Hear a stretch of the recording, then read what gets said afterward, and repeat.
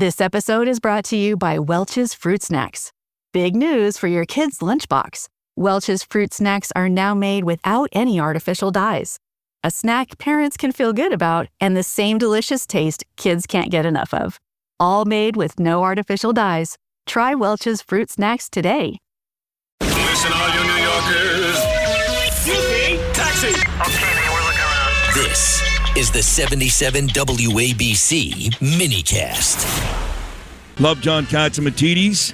Does a great job at this radio station, Red Apple Media, hosting his own two great shows, Cats and Cosby, 5 p.m. every weekday afternoon. The Cats Round Table, 8 a.m. every Sunday morning. John Catsimatidis. John, how are you this morning? Good morning, Sid. And I'll tell you, I mean, it was an interesting discussion with the mayor, and I figured if President Trump made time to see him in Washington, I will make time. The funny thing is, I had a 2:30 meeting with him, and I had a 6 o'clock dinner yesterday with Trump, and we joked about it. I said, I guess I'm going to come to City Hall first, and I'm actually going to the White House today.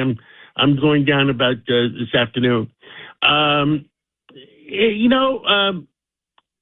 Everything has to be civilized. Let's go to the religion, first of all. When we talk about religion, people came to America, why? Freedom of religion.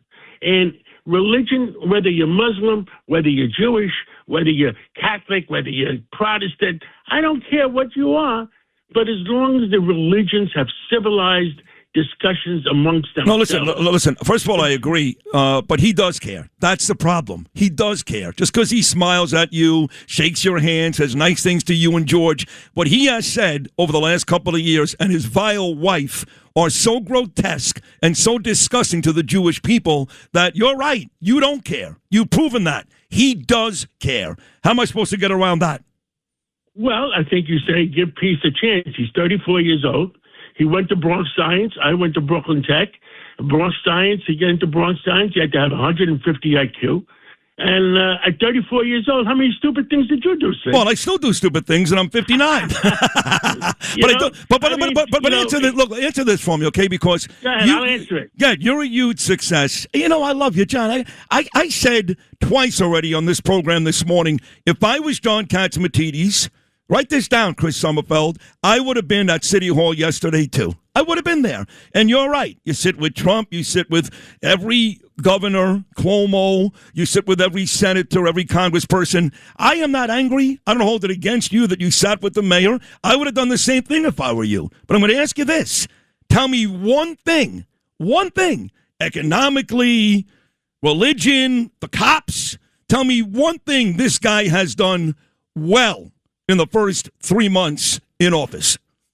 Well, in the headlines in the New York Times today, it says that he has given up his idea of raising real estate taxes. And that affects a zillion people in New York City. Because, whether you have a house, whether you have a building, whatever, and I think he's on a learning curve, Sid. I'm willing to give that a shot. And that's all I'm saying. He may fail. But I'm saying to him, and I said to him, look, you went to Bronx Science, you're one smart kid. Your success is up to you. And it is up to him. Look, when I was 34 years old, I'll tell you, I didn't know much about anything. And I'm sure you could say the same thing, and hopefully he could learn. And look, he wants to be a success. I think he has to learn how to be a success and how to treat people and how to talk about people. But and that's what it came down to. I spoke to the president about that, and look, the president gave him a chance. And I talked to the president last night, and he said to me, "What did he say? What did he say?" I said, "Look, he respects the discussions you had." No, I know he has said that on record before. So above and beyond let me get to the supermarkets, because a lot of folks have been texting me, hey, your boss said that, if he wins, he's going to shut down Gristedes and D'Agostino's. Just so you know, John, I tell these people to shut up. Mind your own business. Don't worry about my boss. When you make $4 billion like my boss, then you can worry about what he does with his businesses, okay? So I defend you. I protect you every step of the way because you deserve that. But you did say that during the campaign that if he wins, you would consider shutting these things down. And I know it came up in conversation yesterday. Melissa Russo even said that you considered a collaboration with some of the mayor's ideas. What was the actual supermarket conversation? Well, you got to remember something. The cost of doing business in Manhattan is prohibitive. How many empty stores do you see on 3rd Avenue, on Lexington Avenue, on Madison Avenue? A zillion. And but you know what's even worse? You know what's even worse, John? As bad as those places are, go to the Upper West Side. It's even worse. Well, I'm sure. And you know what it comes down to? A lot of the vendors we do business with, there's nobody manufacturing, nobody delivering within Manhattan where most of our stores are.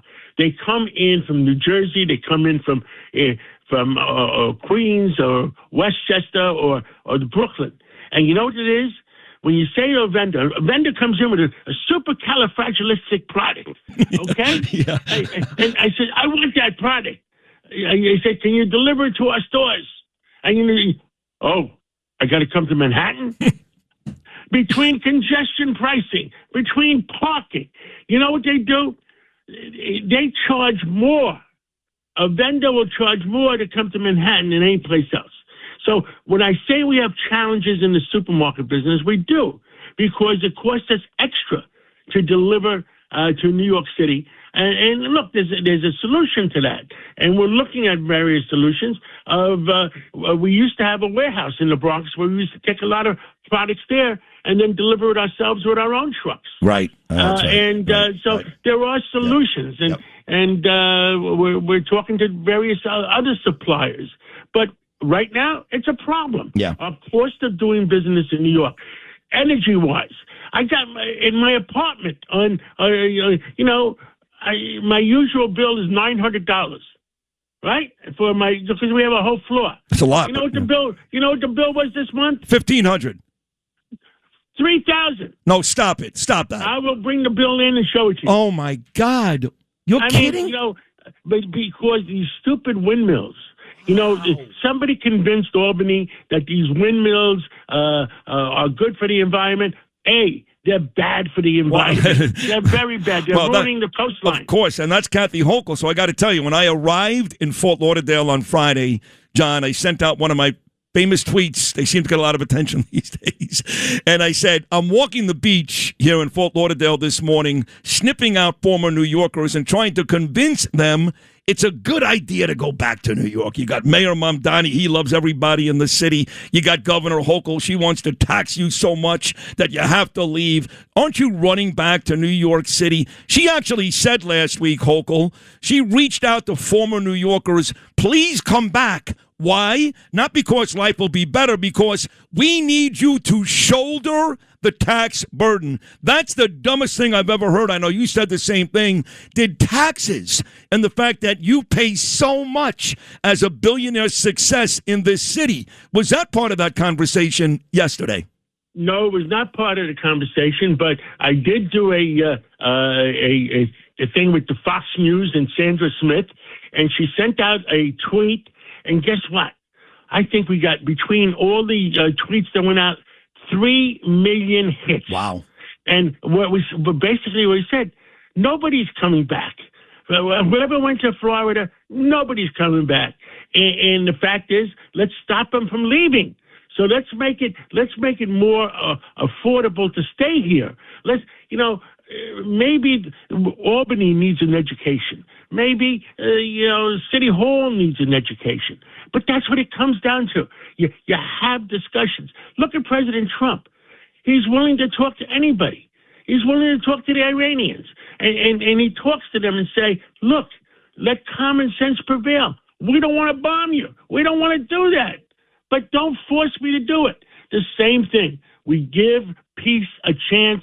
And I hope, being an intelligent guy from Bronx Science, that he's going to make smart decisions. And he's the mayor. Nobody's going to remove him right now.